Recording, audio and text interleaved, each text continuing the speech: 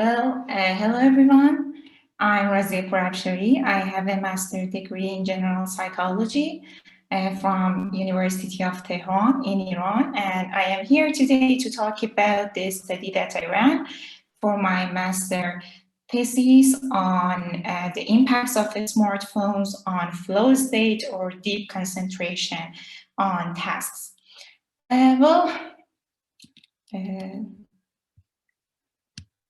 First of all, I will talk about the background of my research, why I wanted to answer this question, and my study main question, and the method that I used, the results of the study, and I will discuss the results and give you some suggestions for future work.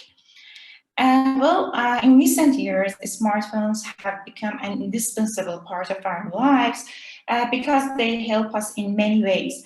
5 million smartphone applications in app stores and Play Store are helping us to navigate, read books, news, entertain ourselves, and do business stuff. And also because of their convenience, smartphones have been embraced by people faster than any other form of technology. But nothing comes without a price, right? And smartphones also have negative impacts as well. And the best known of them might be the distractions they brought to our lives. Receiving notifications has become one of the most commonly occurring human experiences in recent years. On average, we get about 65 to 80 notifications per day if we don't switch them off. And not only do they just deliver different contents actively and demand users' attention, but also they have shaped our relationship with our smartphones. From the classic behavioral research point of view, a smartphone receiving notifications in unpredictable and variable intervals reinforces us with the intermittent reward schedule, which can shape the strongest forms of habits. I'll kind of compare them into gambling machines in that terms. And because of that, even when we don't have any notifications or we don't expect any specific messages, we still need to check our smartphones sometimes excessively, and not being able to do so for a long period makes many users uncomfortable and anxious. And in recent years, many researchers have shown a great interest in studying the possible and potential impacts of smartphone distractions on human behavior. One of the first mental factors that they decided to study was attentional process. Research in this area starts with studies of the hazard of smartphone use on driving, and continues to explore their impacts on cognitive performances in experimental settings. And they showed that even the presence of smartphones can have a negative effect on task performance, especially during attention-demanding ones. And in one famous study, even the presence of smartphones can negatively impact on the cognitive processes. And in the systematic review conducted by Warden and colleagues in 2017, a majority of studies showed that smartphones kind of ruin our ability to focusing our attention on a specific stimuli and maintaining for a longer period of time the ability that they refer to as sustained attention. And it is simply because we humans have limited resources of limited cognitive resources to process different stimuli in our environment. And when we want to pay attention to one specific task, especially attention demanding ones, then dings and rings and presence of smartphones increase that attentional load in our cognitive and on our working memory, and because of task switching or just our thoughts drifting towards the smartphones, we just cannot fully concentrate on a task at hand. But all these kinds of studies are talking about the impacts of these digital devices in some experimental and lab settings, on some cognitive tasks. But what about real life experiences, especially ones needed for human flourishing and happiness? Well, in this area, there is not a lot of research, so I decided to I study those kinds of effects. And when I read about these experiences and thought about different experiences that might be affected by a smartphone's distractions, I came across the flow state. It will now be entered the realm of positive psychology.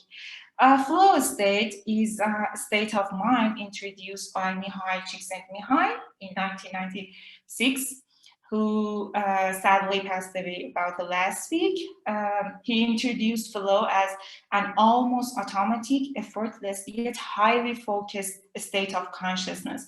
And Seligman, one of the leaders of the field of positive psychology, talks about flow as a healthy and rewarding way of engaging to the world surrounding us, as it is highly associated with happiness, enjoyable, rewarding learning process, and sense of accomplishment and meaning.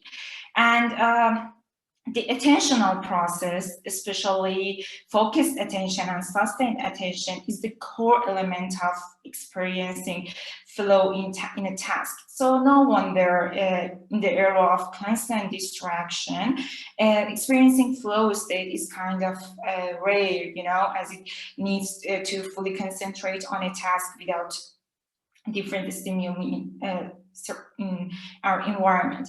And the one very first methods for assessing flow was experience sampling method.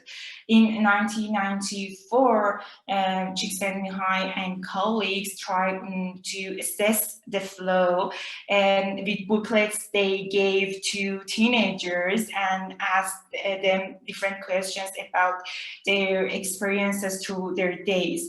And with the signaling machines, they kind of invented this method. And in 2010, in a very famous study, A Wandering Mind is an Unhappy Mind, when Daniel Gilbert and colleagues used this method in very famous study.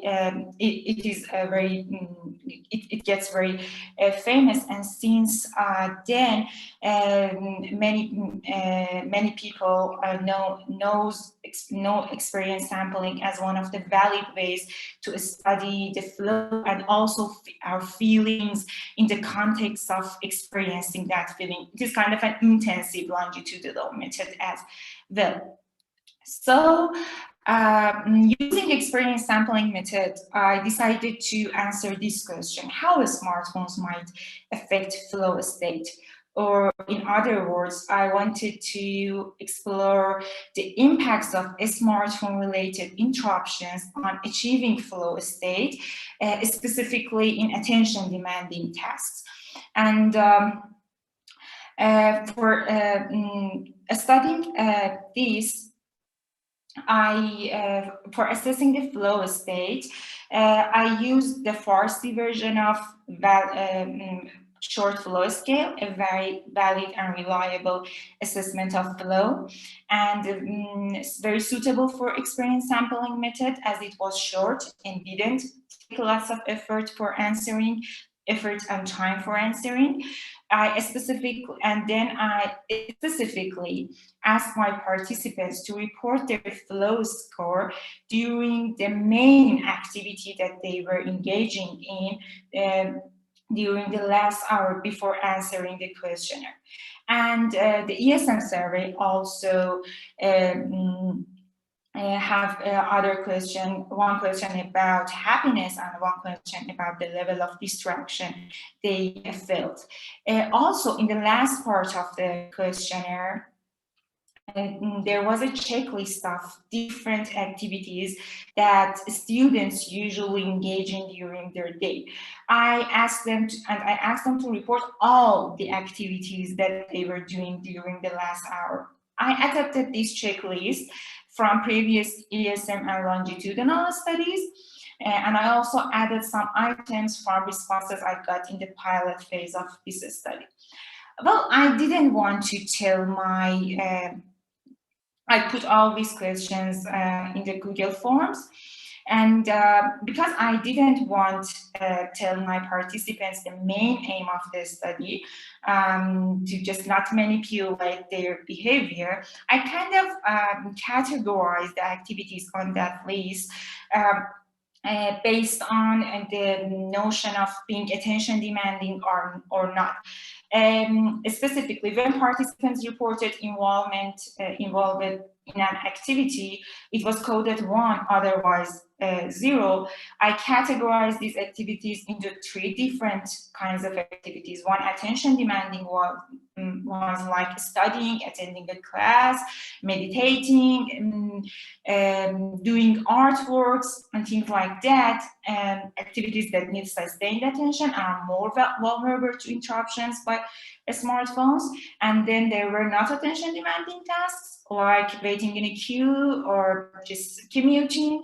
And then smartphone-related tasks, activities like checking their smartphones, using social media, going online. And then I inferred these smartphone interrupted episodes from participants reporting that they were both doing attention-demanding tasks and smartphone-related tasks. In other words, when AD task was 1 and a smartphone-related task was 1, then the AD is coded as 1. Otherwise, in case just not reporting, doing attention-demanding tasks and a smartphone-related task, it got 0.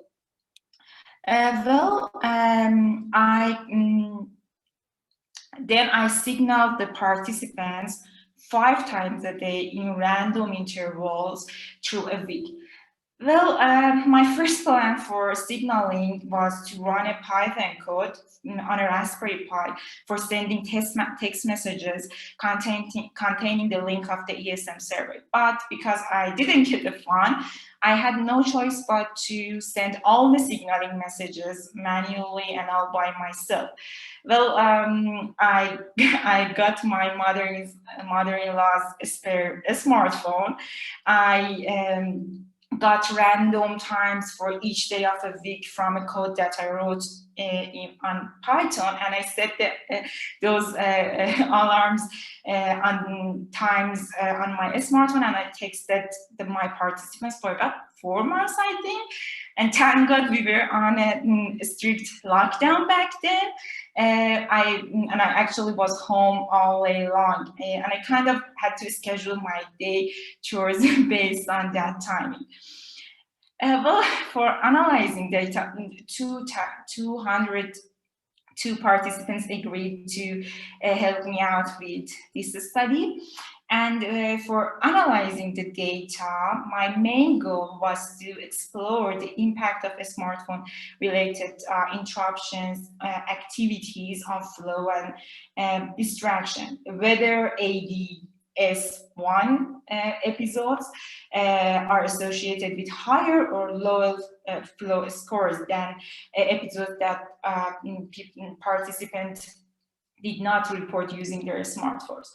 Well, as if you are familiar with multi-level modeling, you know that in these kinds of longitudinal studies, each participant has their own kind of set of data, and all participants kind of have these slopes, that these effects of smartphone interruptions on their flow. And it is kind of like that when you, because episodes were nested within person, because the experiences are not independent, from each other, then I kind of should use multi-level modeling and multi-level linear regression. Then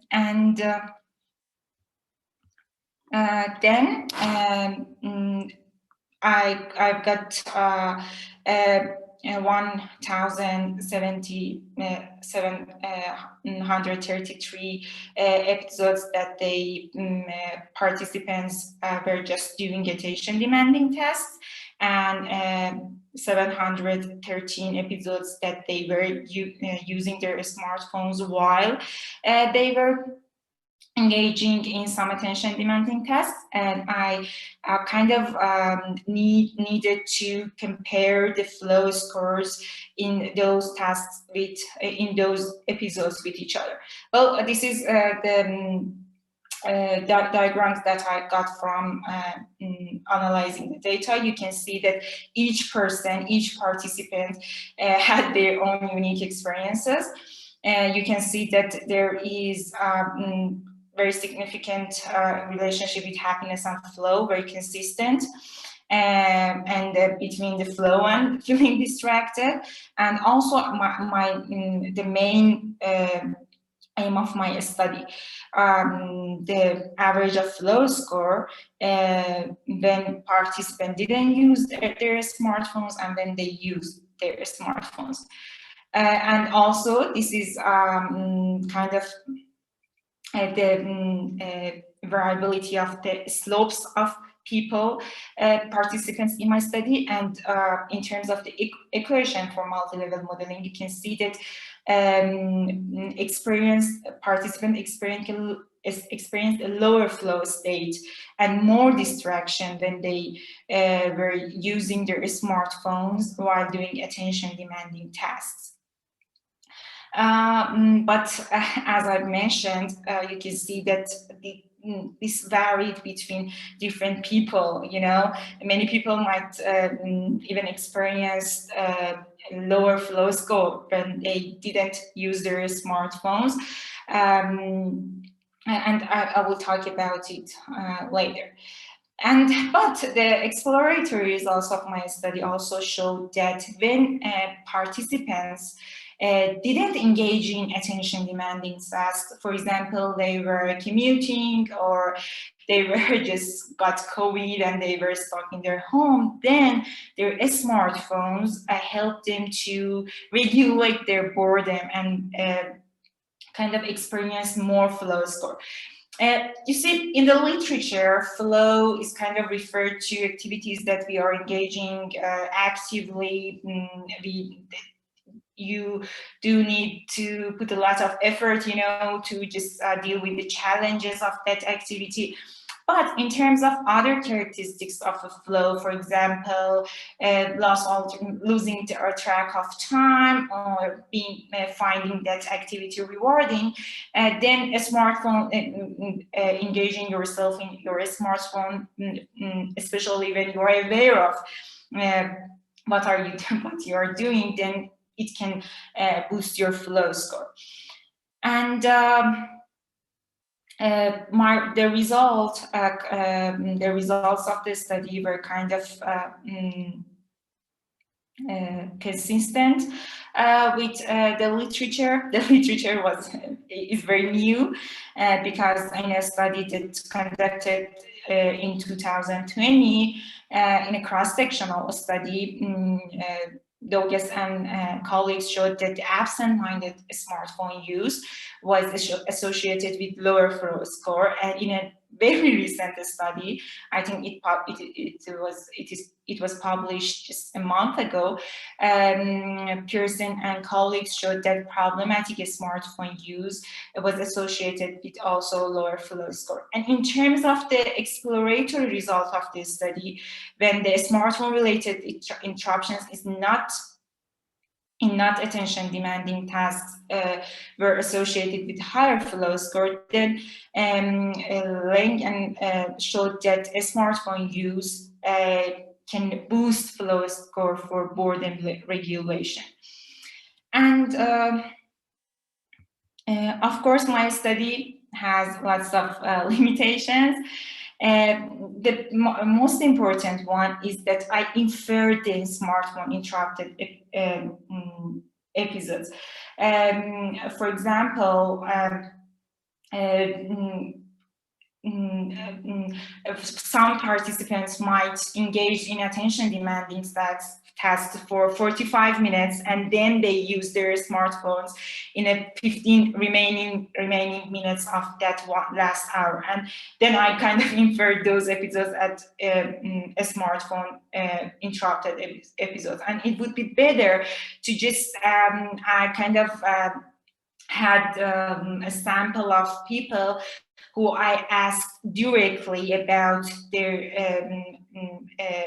real experience with their smartphone. Asked them directly whether they use their smartphone in the middle of the task that they needed attention or not. And then I couldn't actually address the impact of a smartphone presence or unattended notifications, which kind of very well known, which kind of recent research showed that also can have negative impact as well. And also, I didn't consider the individual differences and task differences. You know, there are lots of reasons that we kind of use our smartphones when we are not supposed to do that. For example, we don't like the activity that we are having to do, and we kind of use our smartphone as a way to regulate our negative emotions, or simply because we want to just escape from the reality of our life. And then in those cases, it's not the smartphone, you know, it's not the smartphone fault. It is the way that we want to just regulate ourselves somehow problematically. And then we all kind of have to do something that we don't like, and then we might not enjoy those tasks, and we might not achieve following those tasks as well. And then we just put the blame on the smartphones.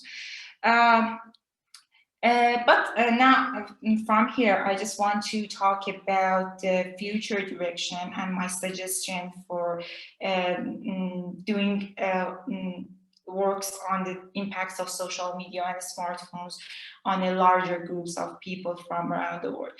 You see, 2 years ago, in November 2019, our government announced that they were going to triple the amount of the price of the petrol overnight, and the day after that, the uprising happened in Iran. Well, people started to share the videos on different social media platforms and arrange different campaigns, and suddenly the government shut down the internet. Every second of that week, we just told ourselves it couldn't take long more than that. We were absolutely lost. We were disabled. We couldn't do anything.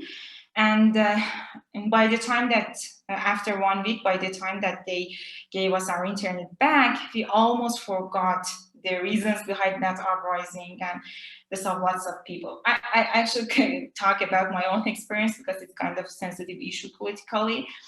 But that experience made me more determined to learn about the psychological factors of the internet and social media on people and our mind, and whether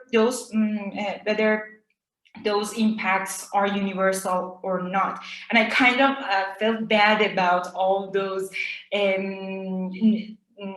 research on the negative, impacts of smartphones. They ruin our life, brain drain. I don't know.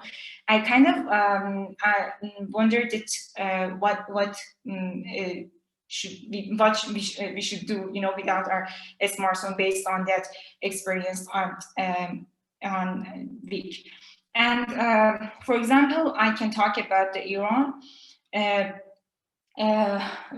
In Iran, and first of all, there is a rampant censorship, and we don't have access to YouTube, Netflix, Amazon, Tinder, and all the platforms that you might use freely.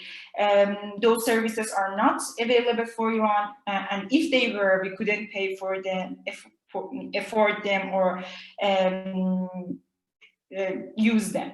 And then there are some open source platforms that Iran has been filtering, like Telegram. Although many of us from toddlers who just want to watch a cartoon on YouTube, or our grandparents can use VPNs. But anyhow, literally the Instagram is everything for Iranian population. It's not just a way of online communication or entertainment, but it is online shop, news channel, learning and teaching platform, dating, and basically having access to free world. And more importantly, as I've mentioned, censorship in Iran, we get the news from the Instagram, or since the coronavirus pandemic struck, we get information from this Instagram page, Dr. K, who is an Iranian doctor in America, and we get information from Instagram. He translates the CDC news, WHO announcements, talks about different cures, and he has a huge impact on our society. And it's not just us, 80% of the world have access to the internet, and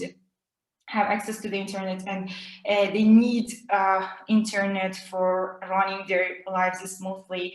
And I think it is varied between different regions. I guess developing worlds use the internet in a way that differs from the way that people in developed countries use it as an entertainment, or even based on the culture that we live in. Then people living in collectivist kind of cultures, who just value social connection, then they use and perceive social media, the internet, different from people who live in individualist kind of culture. And sadly, lots of the literature in this field is about the population from the US or Europe or China.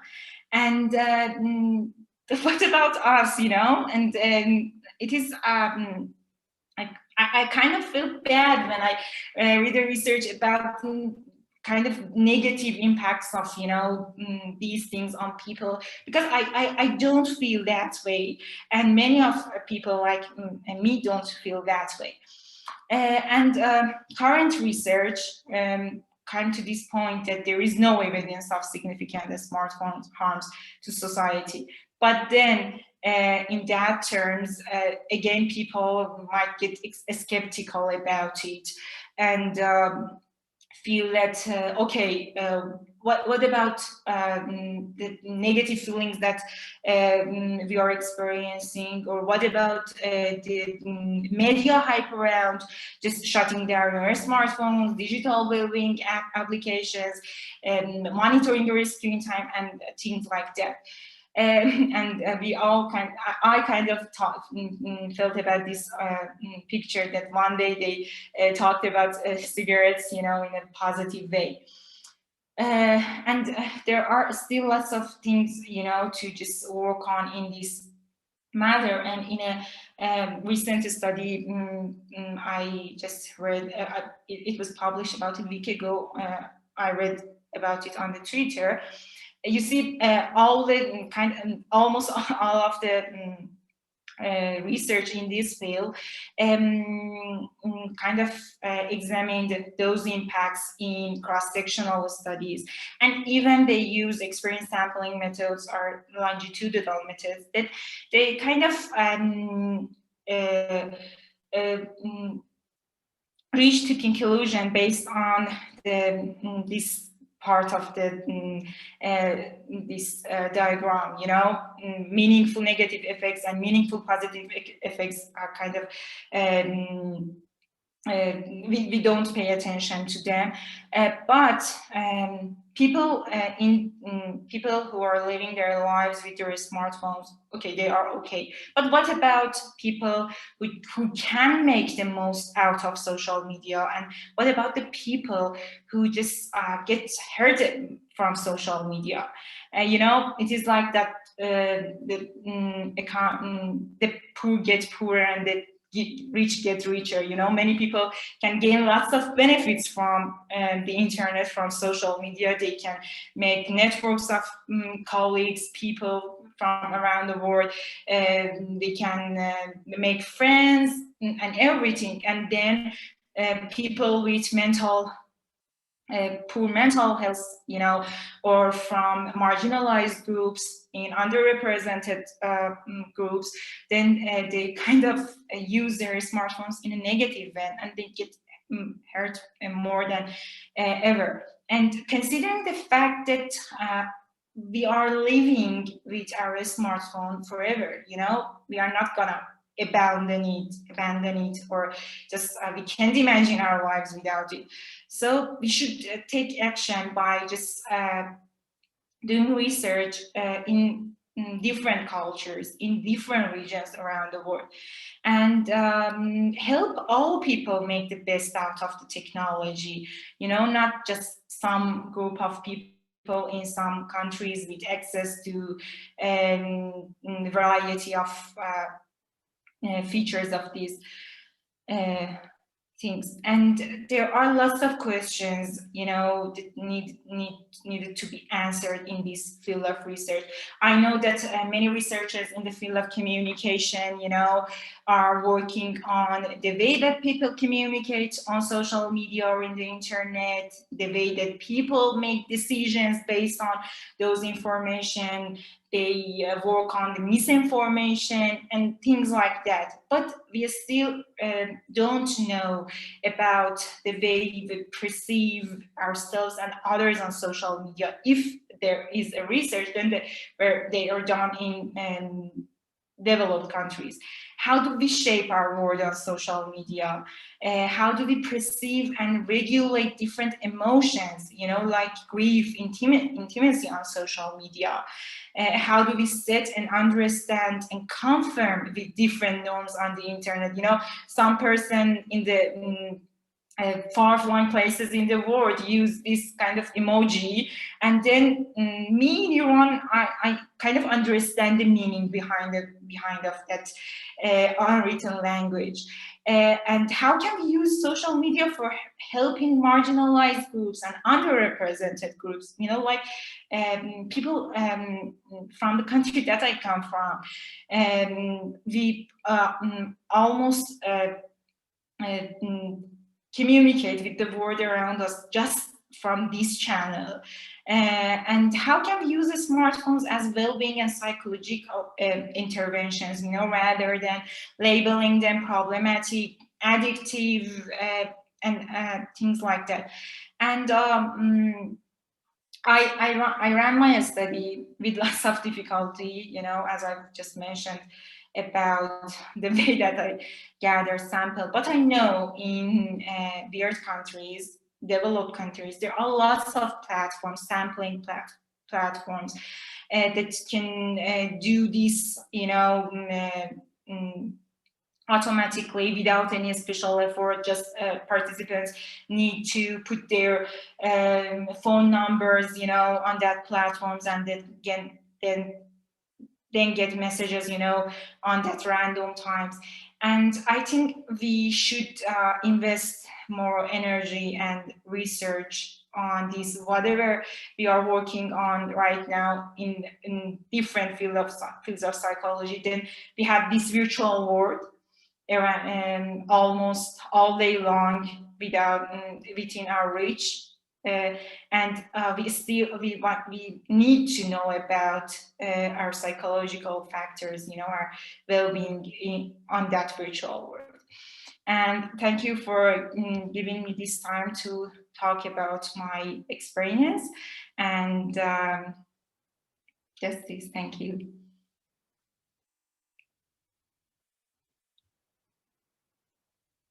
If you have any questions, I am here.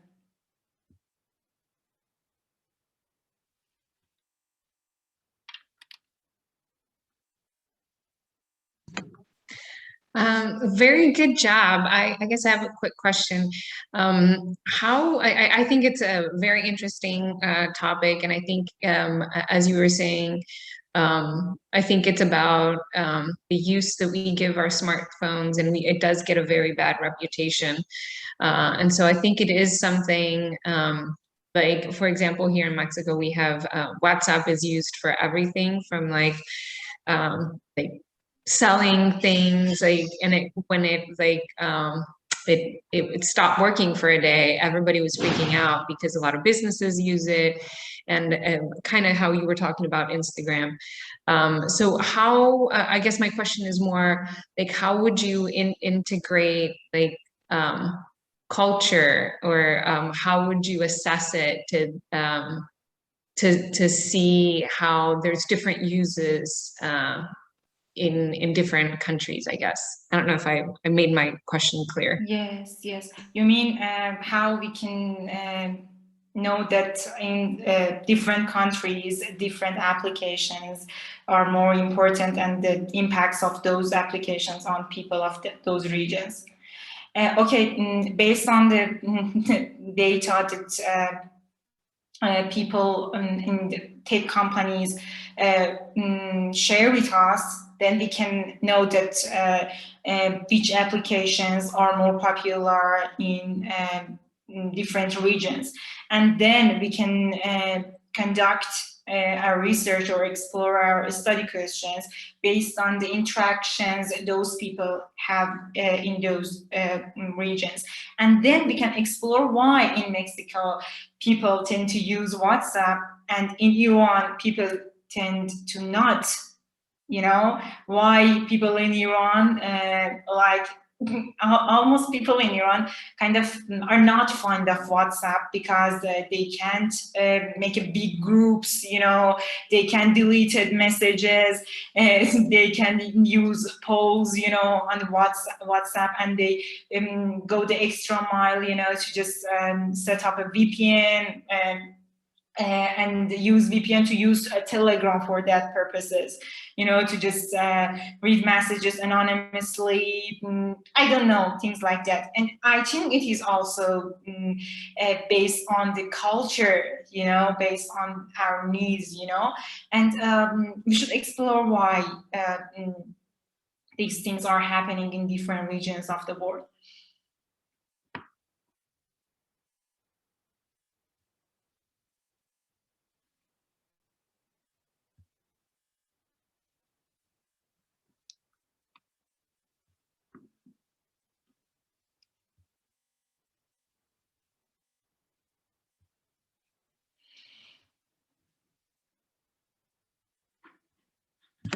Are there any more questions? If not, I can go ahead and start, and then if you have any more, if you think of any more questions for Razieh, we can come back to them. I hope I'm pronouncing your name correctly. Yes. Okay, yes. I always get nervous when I do that. All right, so I am gonna start with my presentation. Can you guys see it?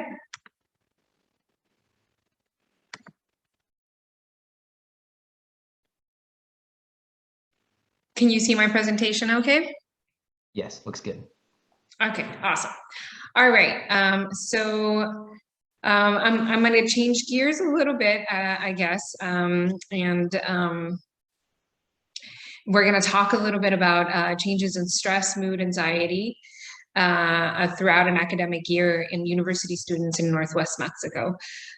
This was a collaboration between myself and my group. And as always, it's never a one-person job, and a collaborator I have at the University of UNAM in Mexico City. And it was, I'm very thankful because of we got funding from the University of Notre Dame to do a lot of this work. So I will start telling you a little bit about what our motivations are and what we did. So mental health in students, it's always been a passion of mine, but it has started to gain traction in the recent years. And a lot of studies have started to look at different either protective or risk factors.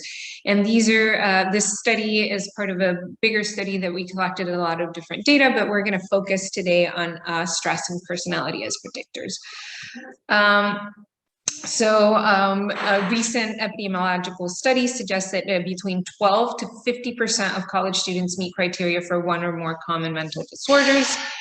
In a recent meta-analysis of 9 studies reporting the prevalence of clinical significant symptoms of anxiety across 15,000 students, they estimated the proportion of students with anxiety was 0.17, and this was mostly on graduate students.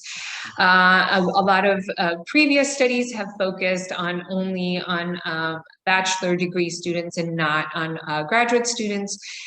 So this is something that happens not only in college students, but also in graduate students. This is very important to study because it affects a great proportion of people.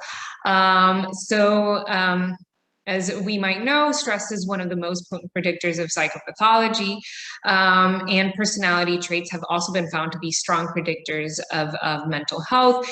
And the two traits that have been studied the most within psychopathology is neuroticism and extroversion. And we'll talk a little bit more about both in a little bit. Stress increases as students progress into their studies and peaks during university. And more recently, we're seeing that this is true even more when we get to graduate school, that it increases in until and it gets, I guess, the highest when we're graduate school. Not to scare anybody off, but in my experience, this was true. Higher education is the highest point of academic stress due to high workloads, but also because it coincides with transition phases in their life. Entering university coincides with the process of family separation, start of the labor market, and adaptation to new environment, to different environments that we're doing. So it's not only that you're starting this very high stress environment, but also you have to cook for yourself, you have to do laundry. Sometimes you wait and do those until you go home, continue to buy clothes, or I don't know. But there's a lot more responsibility that you have to start taking once you go into college. And it coincides of being of age as well, and so there's a lot of more responsibilities that you have. This is a pretty recent poll that was taken by APA. where 87% of students say their education is a significant source of stress. 82% say uncertainty about what the 2020 and 2021 school year will be like causes them stress, and 67% say the pandemic makes planning for the future feel impossible. This is even more compounded with other stressors of the job markets and low-paying jobs. I feel like I'm being a bummer right now, but it's a lot of stress that students are feeling right now. Their graduate student stress is also really high because it's a training period of unpredictable duration. I've had friends that graduated within 5 years, but there was somebody also within the labs that were around us that it took almost 10 years to graduate. So it's completely unpredictable depending on which field you're in. There's also financial insecurities. Depending on the program you're in, you can get paid very low, or you can start looking for other stipends. But there is this sense that you should be a full-time employee as a graduate student, but also don't get paid enough. There's also very competitive markers, and there's a whole thinking of like, if you don't stay within academia, that like there's a failure, but also there's not enough jobs for all of us to stay in academia. So it's also very stressful. There's also the whole publishing deal and the funding model. So there's all these things that are very stressful during graduate school. And there's been a very recent study that came out in 2021 looking at how mental health problems are very prevalent in graduate students, not only in undergraduate students, due to these stressful things. So apart from stress, extroversion and neuroticism have also been associated with one with decreases and other with increases in mental health. And extroversion is a little more nuanced, and I'll tell you a little bit about it. So there's a negative association between extroversion and anhedonia and symptoms. This is, there's a positive association with other more externalizing symptoms. But specifically with anhedonia and depression, which are the things that I'm more interested in, there is differences in the way extroversion to aspects or within extroversion, which by Watson group has been called agentic and communal, and where communal is more of what it sounds like, the gregarious part of extroversion, versus the agentic is more of like the leadership kind of extroversion. And so communal is the one that is more predictive of anhedonia and depression. On the other hand, neuroticism is a very well established predictor of both depression and anxiety, and this has been published again and again. So all of this research that I've been telling you about has been happening again in congruence with what Razieh was saying. This has all been done in the States, in Europe, and there's very few things have been done in low and middle income countries. However, there are some studies, and some of them are in Mexico. One of the things that's important to point out is that before the COVID pandemic, around 17% of Mexicans presented at least one mental disorder, and 1 in 4 had a lifetime prevalence. And these are studies from Fotoconsultivo, which is a part of like it is a government agency within Mexico. What's even more alarming is that only 1 in 5 will receive some kind of treatment.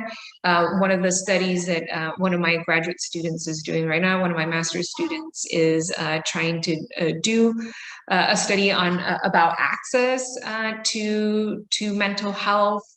And also we're trying to slowly develop an intervention that could be kind of, again, what Razieh was bringing about, that could be delivered through a smartphone or through a computer, because part of the access during the COVID pandemic is that you can't go to a doctor, but also accesses, a lot of people don't have the means to get mental health help.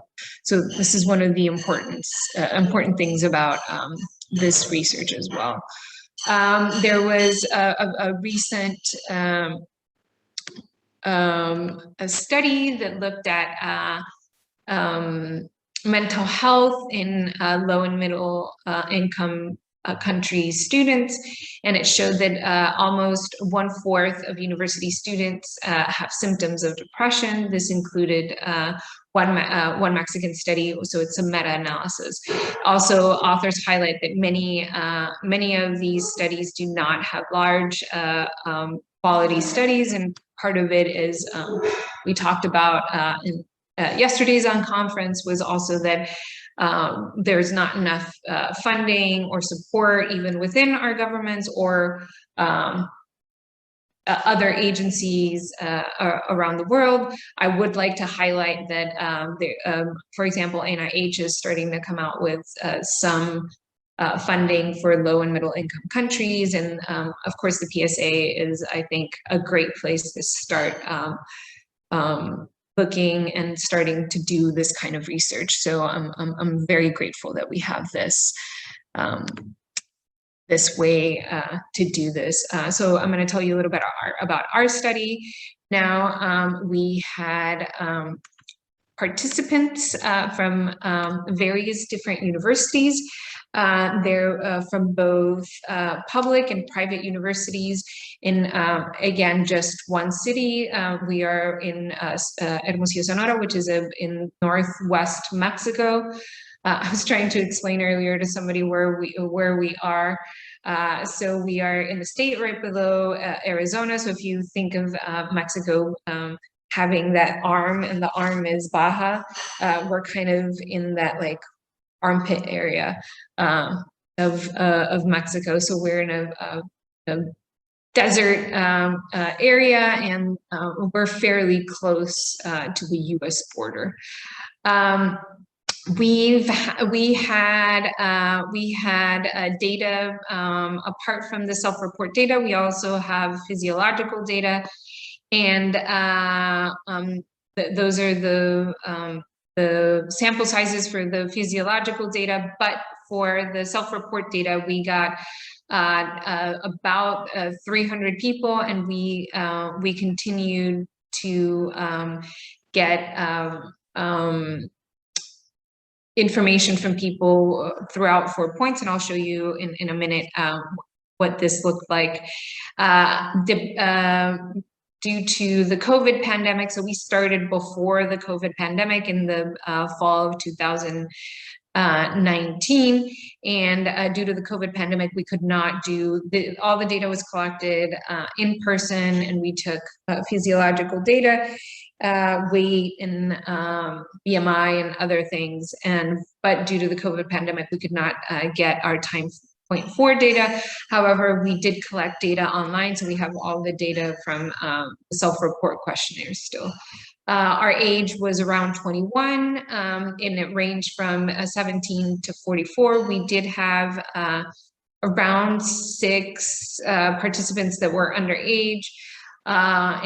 So what we did was they could not participate because they couldn't consent until we got an email from their parents saying that they were allowed to participate, and that's how we handled underage participants, and there were some participants that weren't able to participate because they either did not want to ask their parents for permission, which I understand if you're an undergraduate student and you feel like you're independent, and then you have to ask your parents permission to participate.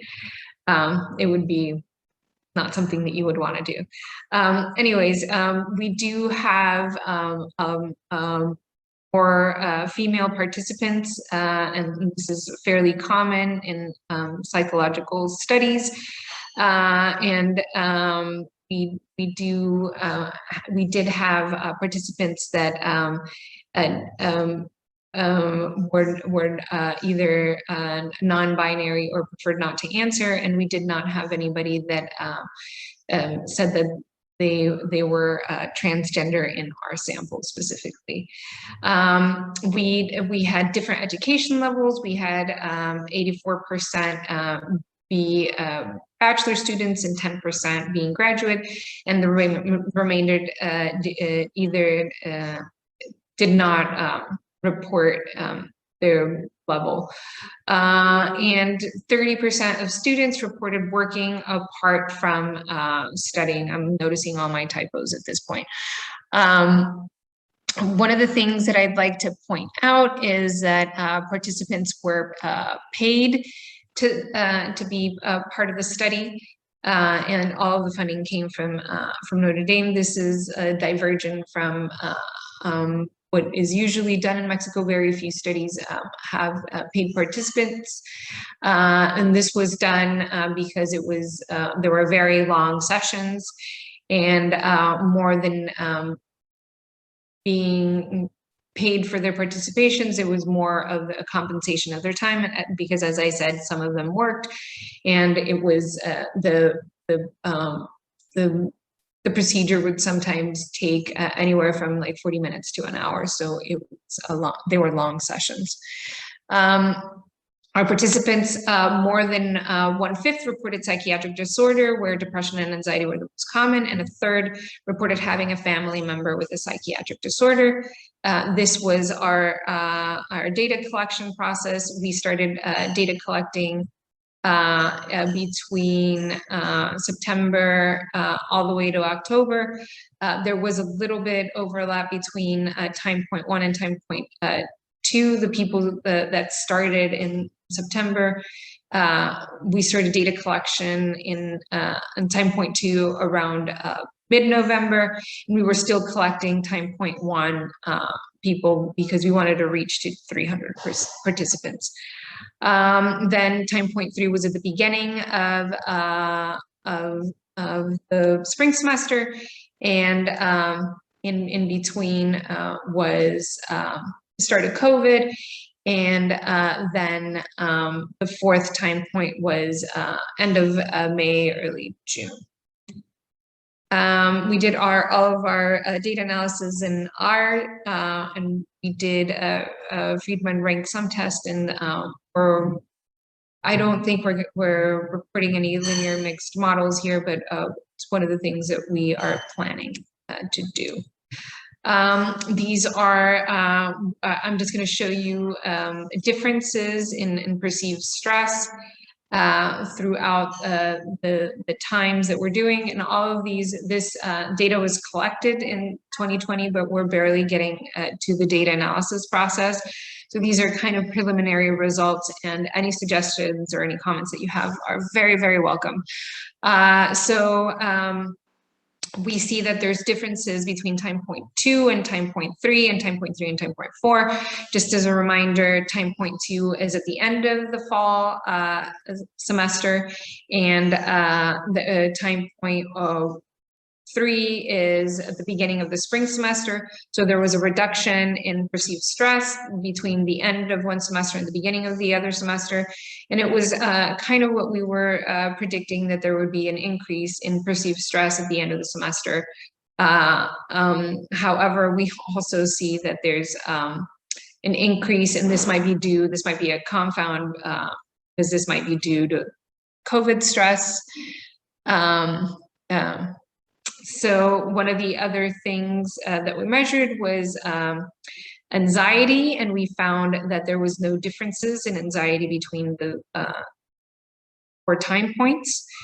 However, there were differences in general distress, and the differences that we found here were between time point 1 and time point 3, where there was a decrease in between time point 1 and time point 3, and then there was an increase in by the end of the second semester, which again coincided with the COVID pandemic, and these are very significant differences between time point 3 and time. What we saw the biggest differences in was in anhedonic depression, and we see that there is a difference between time point 1 and 4, 2 and 4, and 3 and 4, where there is it is a lot higher in time point 4, and again, this might be coincide with the COVID pandemic rather than having increases due to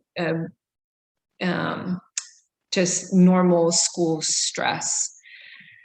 One of the things that we also looked at preliminarily is that if perceived stress might be associated with symptoms, and we see that this association is pretty high if you measure it time point perceived stress at time point 1, and the association with general distress in time point 1, but this remains even after with associations with time point 1 and perceived stress in time point 1, and then with general distress in time point 4. So there's still an association actually predicting perceived stress predicts general distress in time point 4. We also see that in congruence with previous studies, there is an association between neuroticism and general distress in time point 1, and this remains even after if you take scores from time point 1 and do your regression with time point 4. Finally, extroversion is negatively associated with general distress, but these do not remain significant for time point 3 and time point 4. And also there's this distinction that that has been shown before with that there is an association with communal extroversion, but not with agentic extroversion. Briefly, like previous reports, mental health problems were fairly common in students. Stress and symptoms were decreasing, and there was a trend that there was decreasing, and sometimes it was significant until COVID-19 pandemic hit, where from then on there was an increase, and this is consistent with previous reports of increases in both stress and symptoms.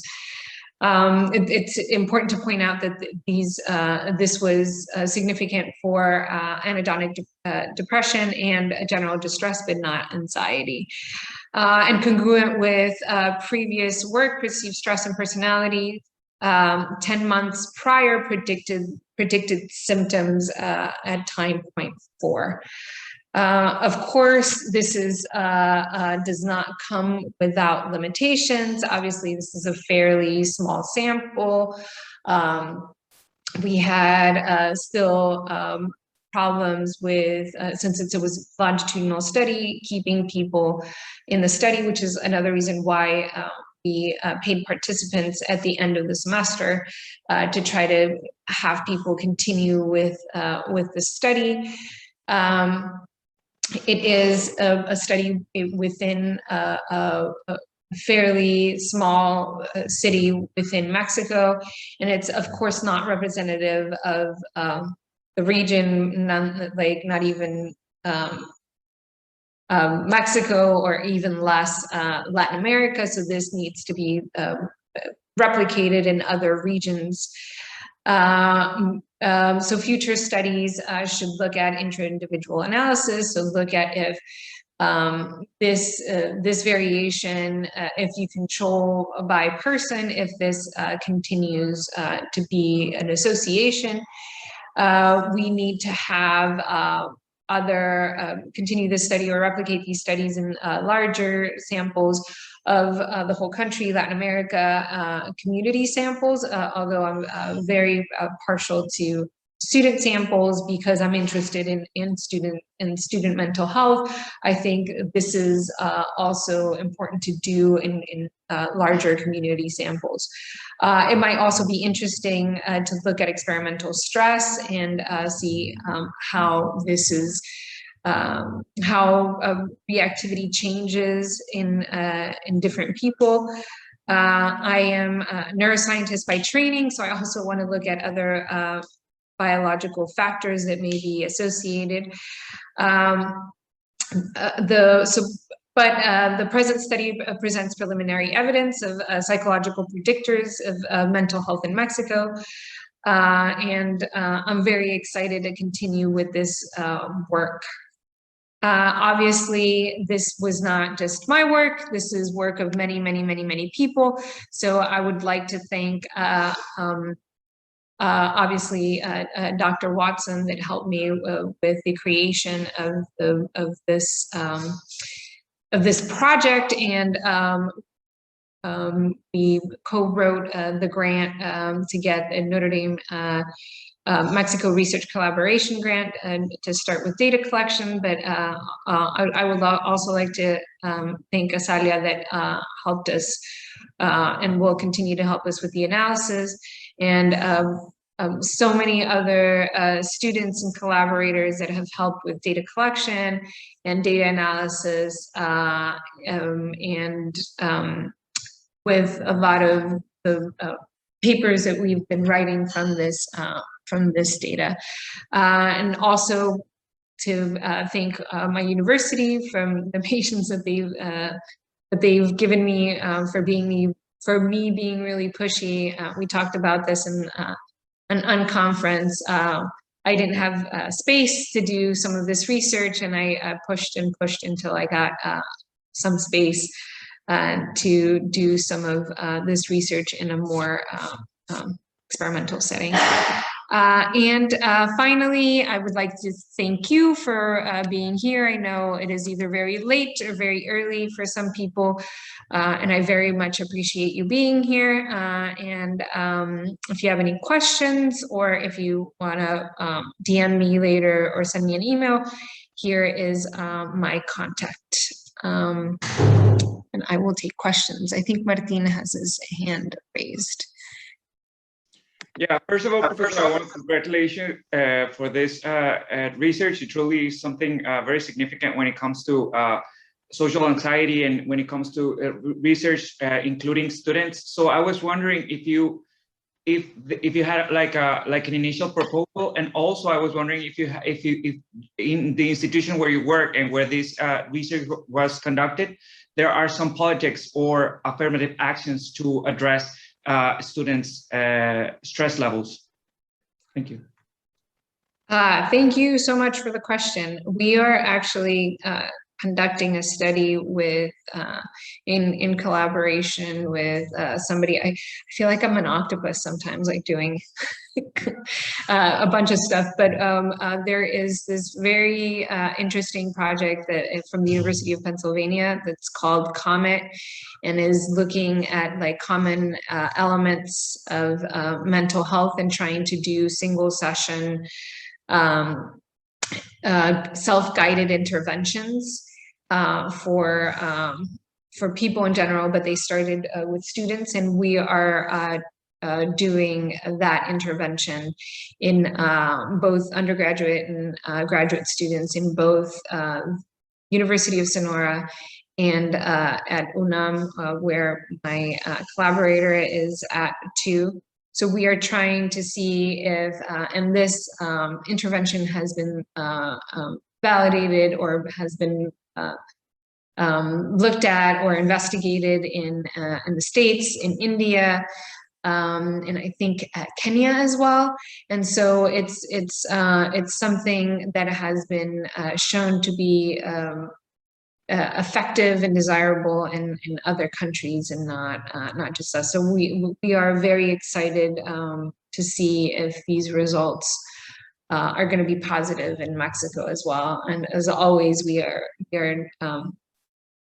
not everybody's finishing the intervention, and then we don't get the follow-up questions. But we are excited to see if this will work. And hopefully this could be something that can be implemented in the future.